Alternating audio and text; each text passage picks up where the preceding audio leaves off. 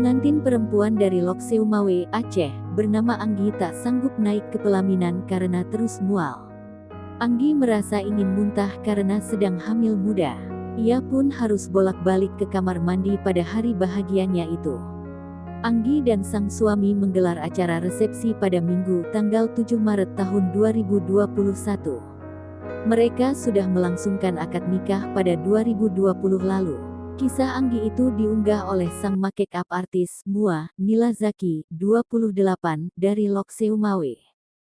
Video unggahan Nila di akun TikTok @nilazaki_makeup, Minggu, tanggal 7 Maret tahun 2021, telah ditonton 5,1 juta kali.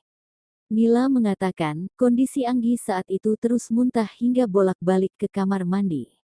Pengantin akhirnya harus istirahat lebih dulu karena kondisinya tersebut.